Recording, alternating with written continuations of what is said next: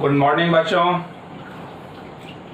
तो इलेक्ट्रोकेमिस्ट्री को ही आगे बढ़ाते हैं और इलेक्ट्रोकेमिस्ट्री में आज हम कुछ अलग हट के बात करेंगे। कुछ टर्म जो इलेक्ट्रोकेमिस्ट्री में ज़रूरत है और ये सब जो भी टर्म हम बात करेंगे वे सब का सब थर्मोडायनामिक्स से रिलेटेड है। तो लेक्चर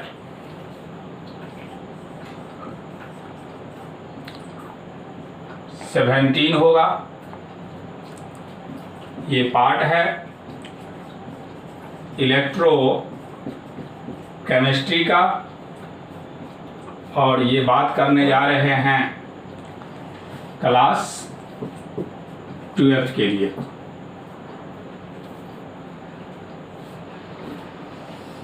थर्मोडायनामिकल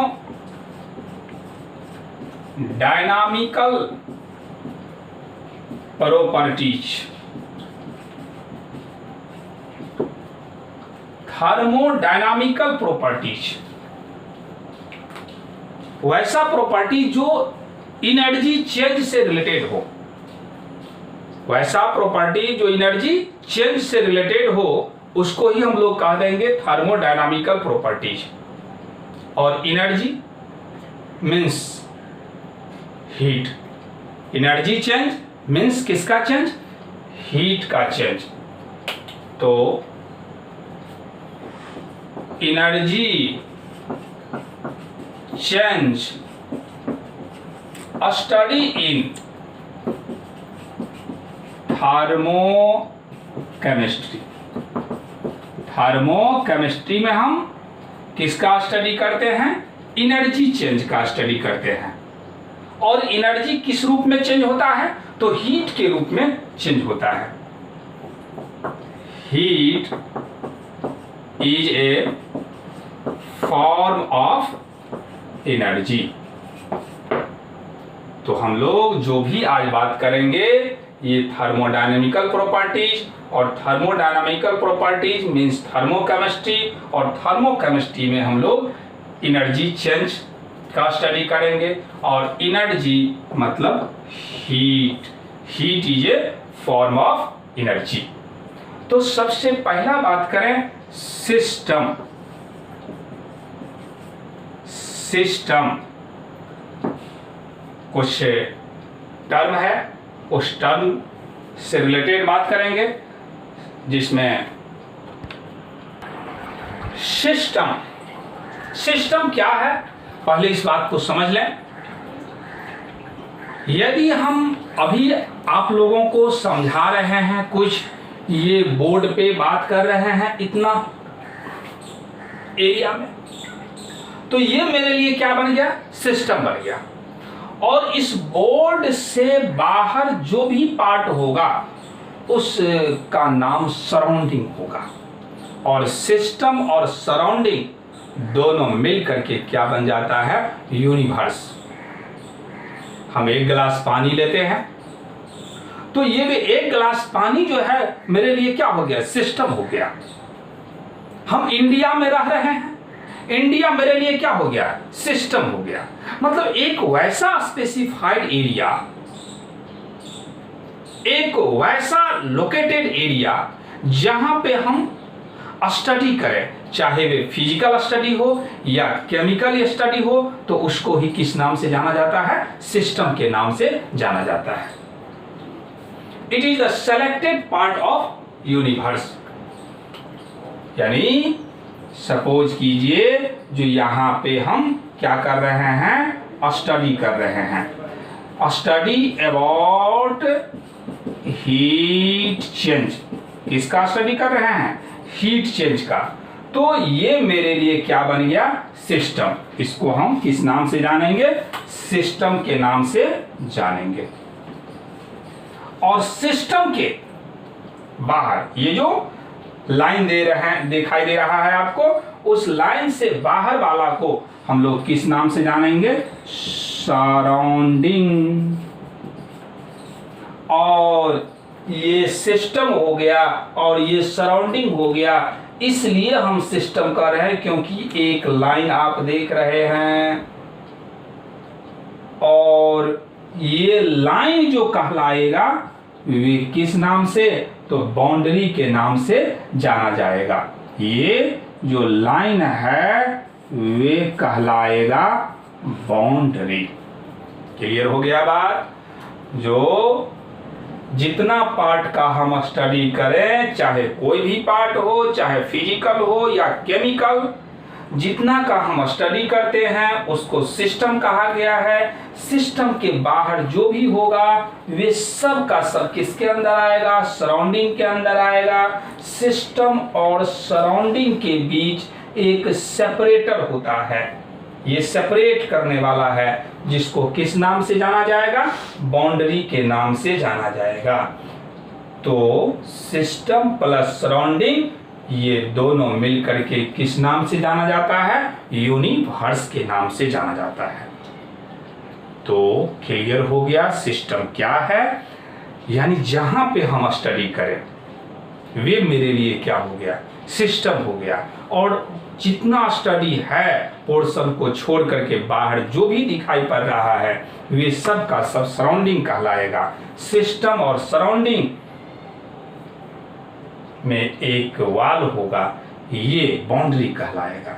ये बाउंड्री रियल भी हो सकता है, ये बाउंड्री सॉलिड भी हो सकता है, ये बाउंड्री गैस भी हो सकता है।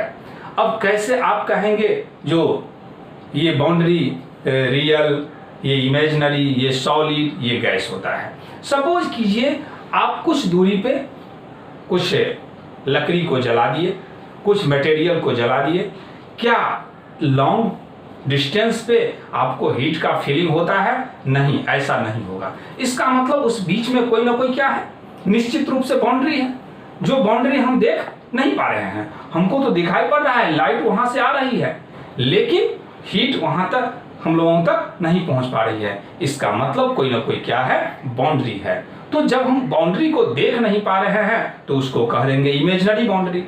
यदि हम यहाँ पे क्लास ले रहे हैं, तो क्लास ले रहे हैं तो ये एक रूम है और इस रूम से बाहर आवाज नहीं जा रही होगी। इसका मतलब है जो ये जो वॉल जो हो गया वे किस नाम से जाना जाएगा, बाउंड्री के नाम से जाना जाएगा। तो बाउंड्री क्या समझे, सॉलिड भी हो सकता है, लिक्विड भी हो सकता है, रियल भी हो सकता है और इमेजिनरी भी हो सकता है। तो वीडियो को पॉज कीजिए, नोट कीजिए।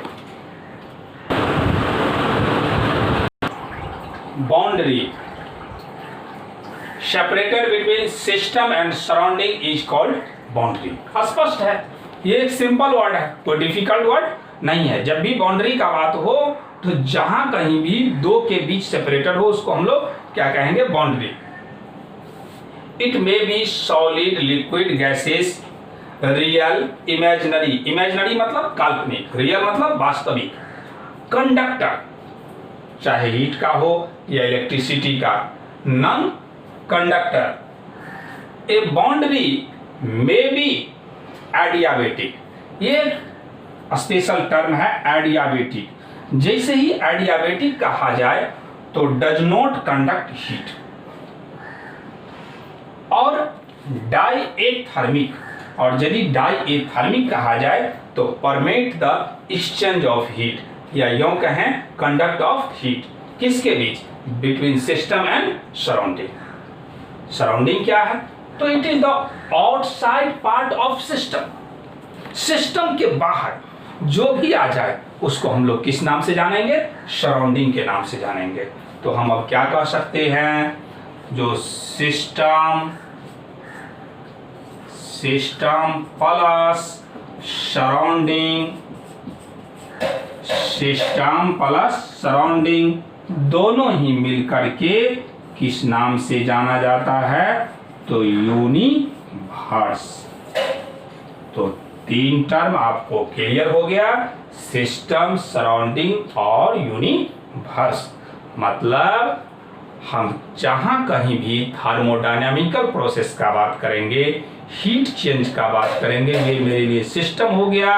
और आउटसाइड सिस्टम सराउंडिंग होगा, सराउंडिंग और सिस्टम के बीच बाउंड्री होगा। तो वीडियो को पॉज कीजिए, नोट कीजिए। तो अगेन हम बात करें टाइप्स ऑफ सिस्टम का। पहले इस टाइप्स ऑफ सिस्टम क्या है, तो इसको अलग अलग भाग में क्लासिफाई किया जा सकता है। जैसा कि पहले हम क्लासिफाई करने जा रहे हैं on the basis of heat and matter exchange between system and surrounding. Exchange का मतलब क्या होता है? अदला बदली। किसके बीच अदला बदली? तो सिस्टम और सराउंडिंग के बीच अदला बदली का बात होगा। तो सबसे पहले open system. Open system name से ही स्पष्ट है, जो खुला हुआ है, और जो खुला हुआ है उसमें एनर्जी और मैटर दोनों का अदला बदली हो सकता है। तो a system in which exchange of both matter and energy किसके बीच? बिटवीन, ये बिटवीन लिखे हैं, बिटवीन सिस्टम एंड सराउंडिंग।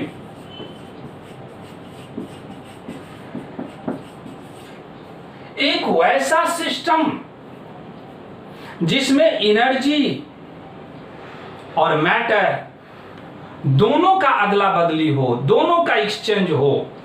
आ भी सकता है, जा भी सकता है, घट भी सकता है, बढ़ भी सकता है। तो ये कैसा सिस्टम बन गया? Open system. हम लोगों का सेल, बॉडी का जो सेल है, ये जानते हैं, जो जैसे जैसे हम लोग टाइम के साथ ग्रोथ करते रहते हैं, तो ये सेल में एनर्जी जाता भी है और एनर्जी निकलता भी है। सेल बढ़ता भी है और घटता भी है। यदि हम लोग एक कप लें, ओपन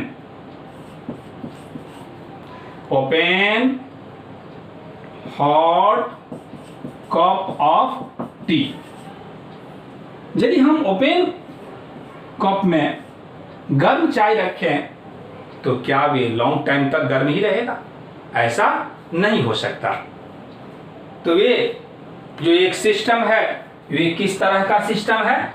ओपन सिस्टम है, जिसमें एनर्जी और मैटर दोनों ही एक्सचेंज होते रहता है। तो इस तरह से ओपन सिस्टम क्लियर हो गया। एक उड़ती हुई चिड़िया, फ्लाइंग बर्ड, कैसा सिस्टम का एग्जाम्पल है? तो इसी ओपन सिस्टम का एग्जाम्पल है, फ्लाइंग बर्ड।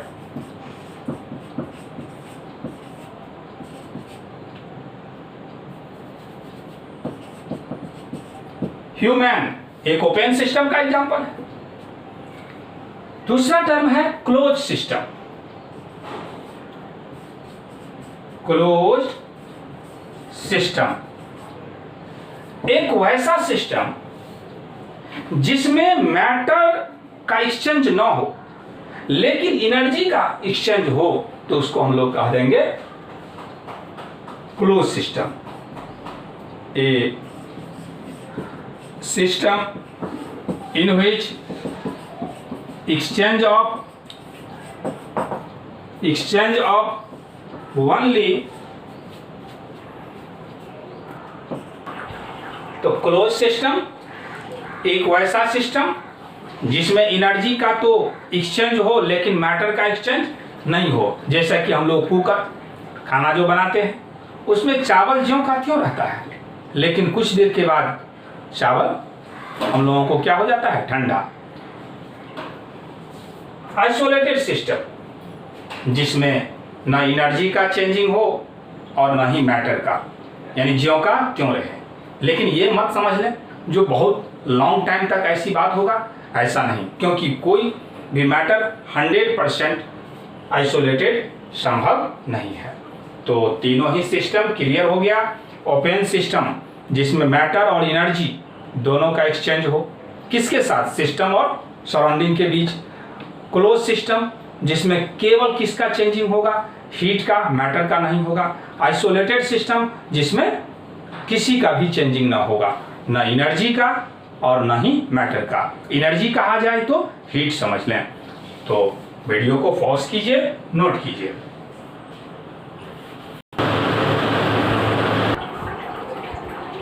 एक्सटेंसिव प्रॉपर्टीज एक वैसा प्रॉपर्टीज जो साइज पे डिपेंड करे, उसको ही नाम रख दिया गया है एक्सटेंसिव प्रॉपर्टीज। और दूसरा इंटेंसिव प्रॉपर्टीज जो साइज पे डिपेंड ना करे, मास पे डिपेंड ना करे।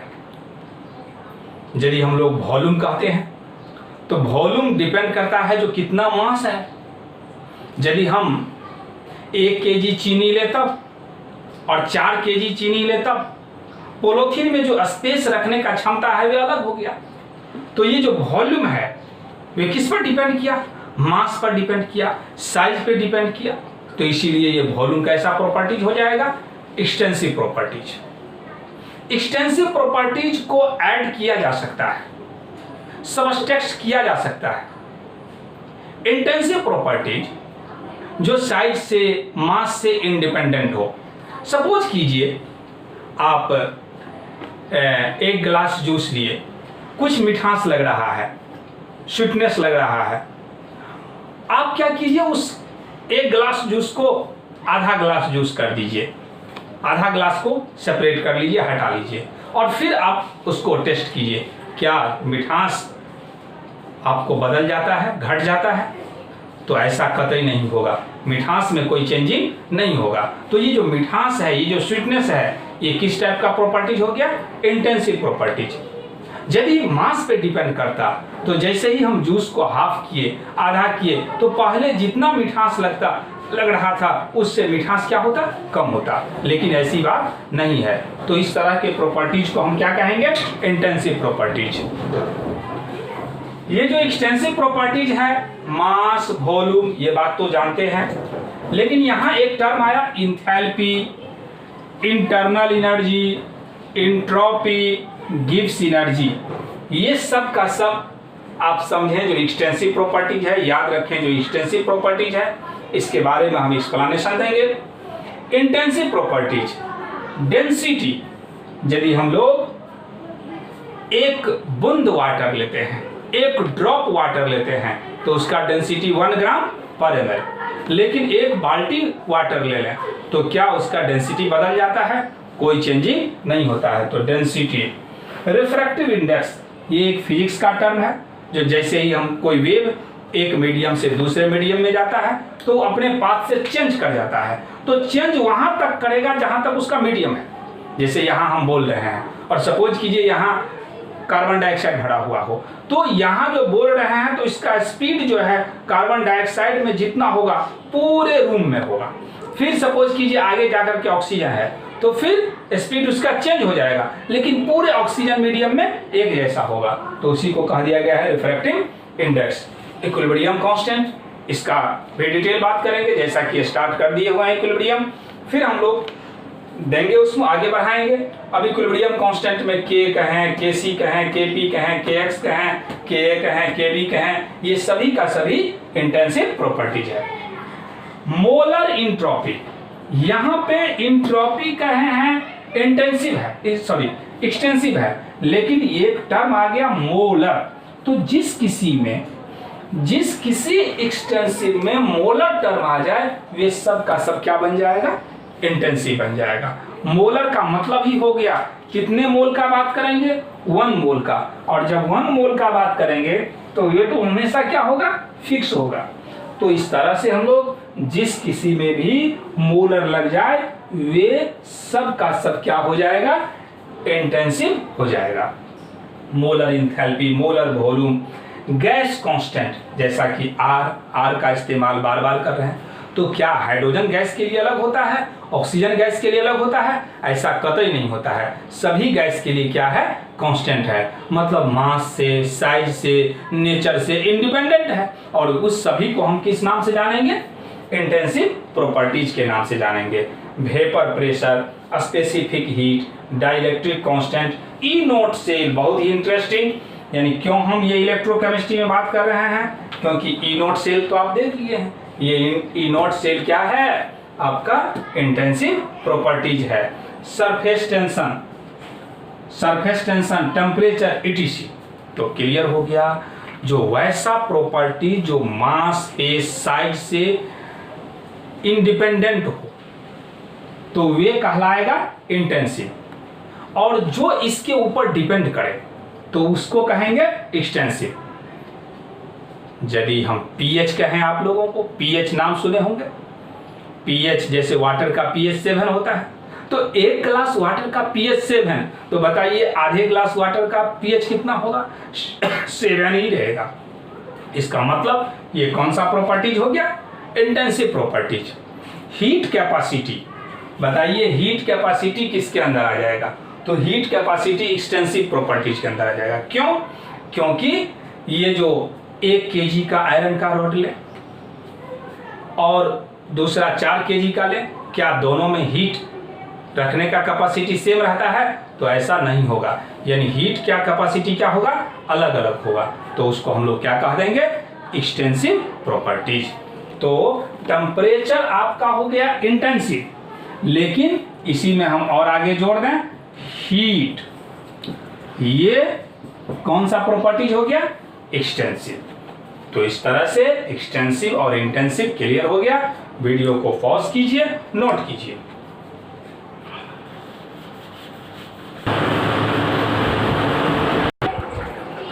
तो पाथ वेरिएबल और path function, properties of system which is depend on path of system is called path variable.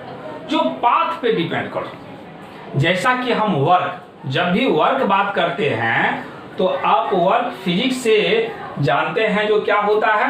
W बराबर F/s, यही ना समझते हैं फिजिक्स में। जो फोर्स और डिस्टेंस को मल्टीप्लाई कर दें तो क्या मिलेगा हमको? वर्क। इसका मतलब ये जो डिस्टेंस है ये तो एक पाथ हो गया। तो यदि हम 2 आयरन का इस तरह से, ये आयरन का रॉड ले रहे हैं, ये आयरन का रॉड है और ये दोनों हीटेड है। ये समझिए जो हाई हीट है और ये लो हीट है, ये हाई हीट और ये लो हीट। इस दोनों के बीच कनेक्ट कर देते हैं एक वायर से। एक बार इस वायर में एल्युमिनियम ले ले, दूसरे बार इस वायर में जो है सो एल्युमिनियम को छोड़ करके कोई कॉपर, सिल्वर, इटीसी कोई भी मेटल ले ले।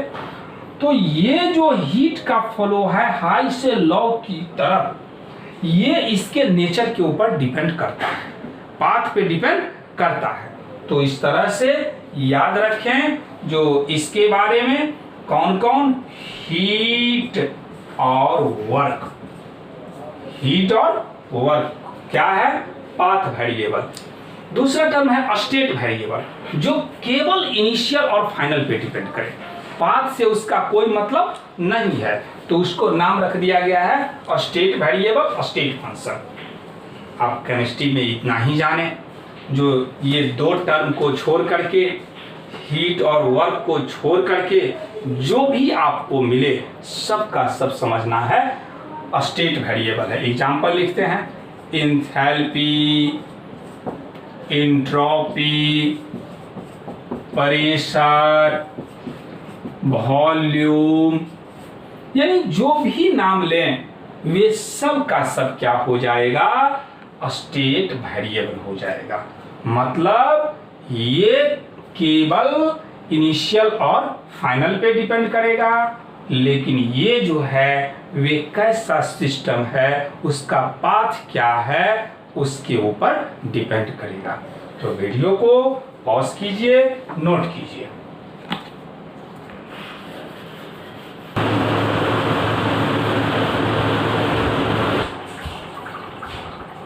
तो sign convention for work and heat, for work and heat, बहुत ही इंपॉर्टेंस।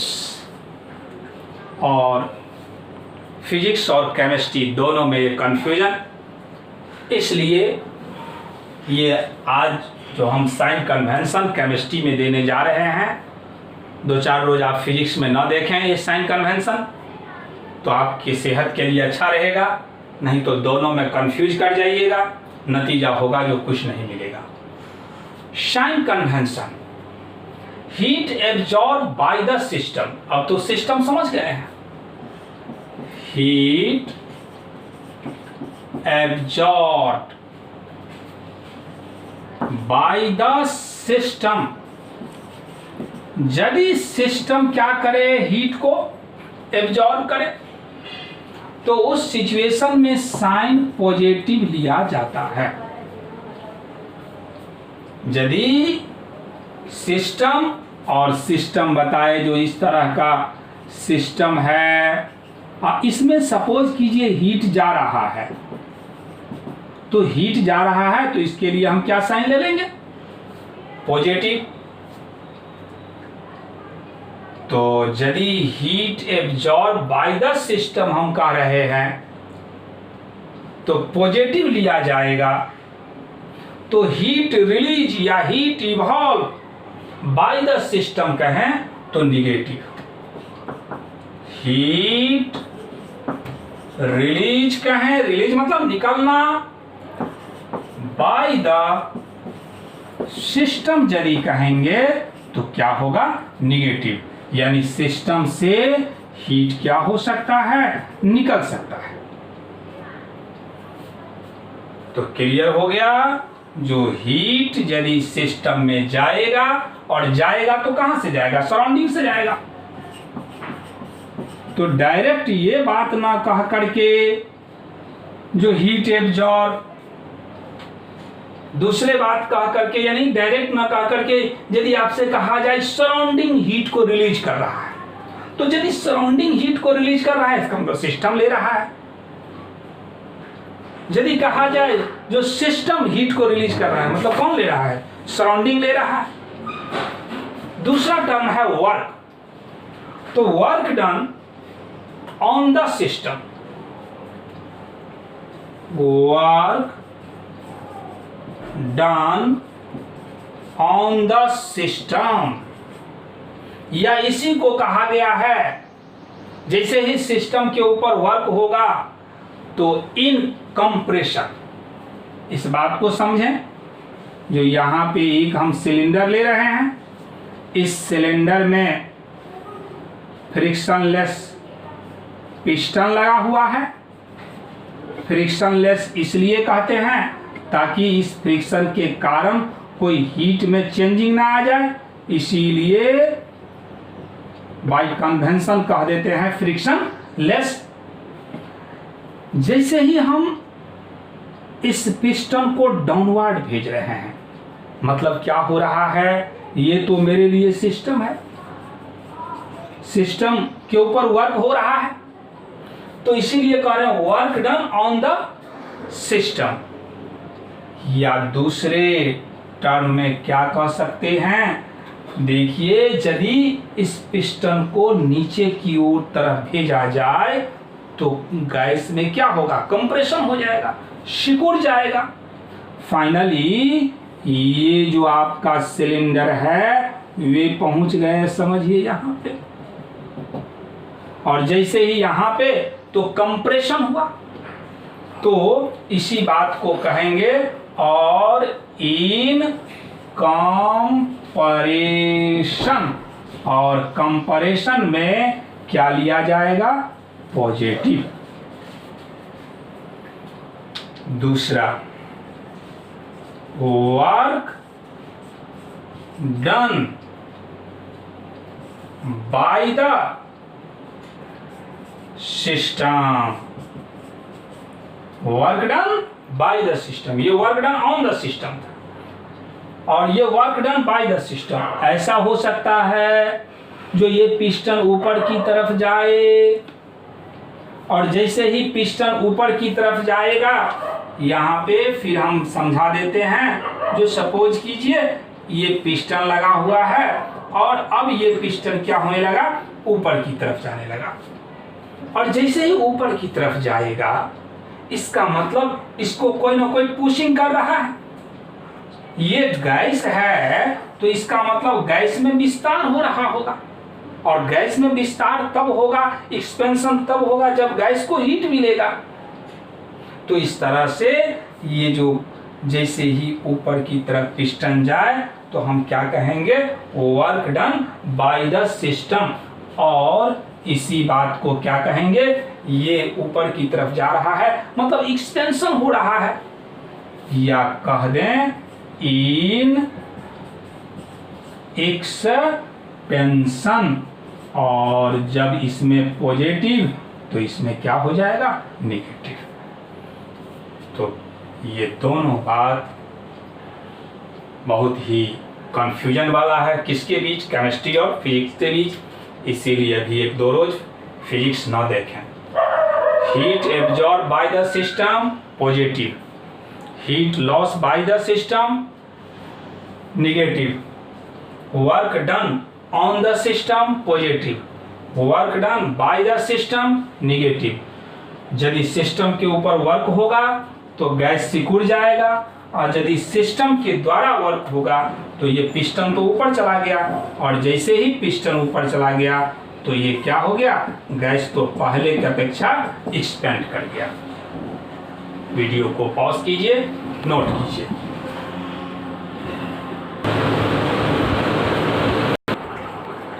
तो इंटरनल एनर्जी एक टर्म आया, energy stored in A substance during its formation at constant volume and temperature, that is closed system is called internal energy। जैसे ही internal energy कहा जाए तो किसी सिस्टम में कोई वॉल्यूम का चेंजिंग नहीं होना चाहिए, जितना बड़ा है उतना ही बड़ा होना चाहिए और उस समय जो भी हीट क्या होगा, टेम्परेचर क्या होगा, स्टोर्ड होगा, उसको ही नाम रख दिया गया इंटरनल एनर्जी। इसका रिप्रेजेंटेशन ई से किया जाएगा या यू से किया जाएगा। ये एक कैसा प्रॉपर्टीज है, एक्सटेंसिव, मतलब जितना ही बड़ा साइज होगा इंटरनल एनर्जी इसमें उतना ही ज्यादा होगा। और स्टेट वेरिएबल है, मतलब ये इनिशियल और फाइनल पे डिपेंड करेगा। एक टर्म याद रखें, जो जैसे ही एक्सटेंसिव होगा, जैसे ही स्टेट वेरिएबल होगा, ये फार्मूला आपको याद रखना होगा, जो उसका चेंज निश्चित रूप से फाइंडिंग किया जाएगा और उसमें भी चेंज में फाइनल माइनस इनिशियल, यानी फाइनल इंटरनल एनर्जी और में सबस्ट्रैक्ट कर देंगे इनिशियल इंटरनल एनर्जी। दूसरी बात है, absolute value of internal energy can not be calculated. Absolute मतलब एग्जैक्ट, किसी मैटर में इतना ही इंटरनल एनर्जी होगा, ये कहना गलत होगा। इससे यह स्पष्ट होता है जो एक सिस्टम में कितने टाइप का एनर्जी है ये भी अभी तक वेल डिफाइंड नहीं हुआ है। केवल हम लोग क्या कर सकते हैं, only change in internal energy measure कर सकते हैं और जैसे ही चेंज कहा जाए तो फाइनल माइनस क्या कहेंगे, इनिशियल। तो क्लियर हो गया इंटरनल एनर्जी क्या है, जो किसी भी सिस्टम में कांस्टेंट वॉल्यूम, यानी वॉल्यूम में कोई चेंजिंग नहीं होना चाहिए और टेम्परेचर में जो भी हीट चेंजिंग होगा, जो भी एनर्जी स्टोर्ड होगा, एनर्जी स्टोर्ड हो जाएगा, उसको ही नाम रख दिया गया इंटरनल एनर्जी। डिटेल हम लोग इसका फिर कभी थर्मोडायनामिक्स में बात करेंगे। अभी जो भी बात कर रहे हैं ये सब का सब इलेक्ट्रोकेमिस्ट्री में ऐसा टर्म मुलाकात होगा, इसलिए ही हम बात कर रहे हैं। वीडियो को पॉज कीजिए, नोट कीजिए।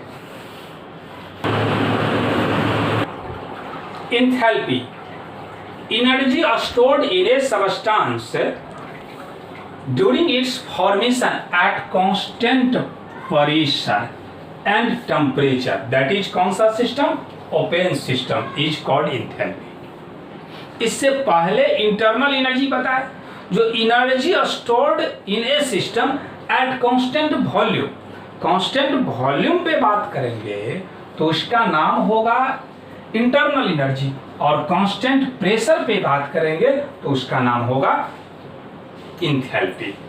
अगेन ये कहेंगे जो इंथैल्पी जिसका रिप्रेजेंटेशन किससे किया गया है, H से, इंथैल्पी इज एक्सटेंसिव, ये कैसा है, एक्सटेंसिव है, and state variable properties.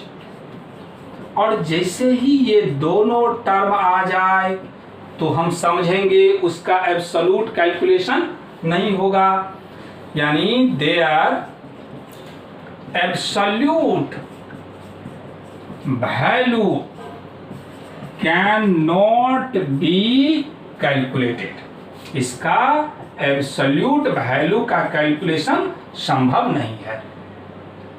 That is, या यूं कहें, only change in enthalpy calculated. और जैसे ही चेंज का बात हो तो कह देंगे डेल एच, और डेल एच तो एच पी समेशन लगा दीजिए जिसको सिग्मा एच आर, तो ये क्या है, तो सम ऑफ इंथैल्पी ऑफ प्रोडक्ट यानी फाइनल, और इसको क्या बोलेंगे, सम ऑफ इंथैल्पी ऑफ रिएक्टेंट, जो कि इनिशियल, मतलब फाइनल में से इनिशियल को घटाएंगे। हम एक केमिस्ट्री में बात कर रहे हैं, और केमिस्ट्री में फाइनल क्या होगा, प्रोडक्ट होगा, इनिशियल क्या होगा, रिएक्टेंट होगा। ये जो साइन देख रहे हैं इसको किस नाम से जानते हैं, सिग्मा, और सिग्मा यहाँ समेशन के टर्म में हुआ है, ये टर्म कैसा है, समेशन, और समेशन का क्या मतलब होगा, जो जितने प्रोडक्ट होगा सभी के इंथैल्पी को जोड़ दें, जितने रिएक्टेंट होगा सभी के इंथैल्पी को जोड़ दें।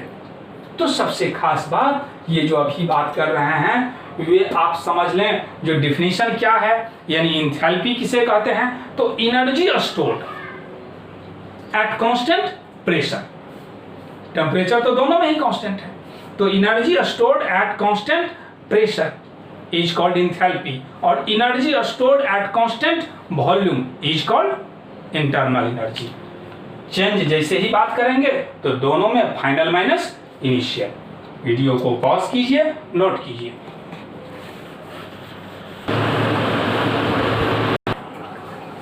गिब्स एनर्जी या गिब्स फ्री एनर्जी या सिर्फ फ्री एनर्जी कहा गया, किसी सिस्टम के द्वारा वर्क करने में जितना एनर्जी यूज हो जाए उस एनर्जी को ही नाम रख दिया गया है फ्री एनर्जी। और ये बात समझाने वाले थे गिब्स नाम के साइंटिस्ट, इसीलिए इसको किस नाम से जानते हैं, गिब्स एनर्जी के नाम से जानते हैं।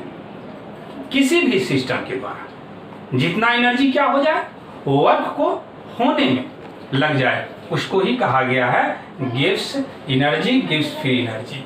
Energy available in a system to do useful work is called free. तो गिब्स फ्री एनर्जी में हम लोग समझे जो ये यूजफुल एनर्जी है, it is extensive and state variable. और जैसे ही एक्सटेंसिव और स्टेट वेरिएबल कह दिया जाए तो हम क्या निकाल सकते हैं, डेल जी। और डेल जी जब भी बात होगा तो summation of G P minus summation of G R, product क्या कहिएगा, sum of free energy, sum of free energy of product. और इसको क्या कहेंगे, sum of free energy of reactant. तो इस तरह से फ्री एनर्जी का कैलकुलेशन किया जा सकता है। ये पॉजिटिव भी हो सकता है, निगेटिव भी हो सकता है। डेल जी में बी पॉजिटिव, निगेटिव और जीरो। अब इस सभी का क्या मतलब है, ये आगे जब हम एप्लीकेशन करेंगे उस समय बात करेंगे।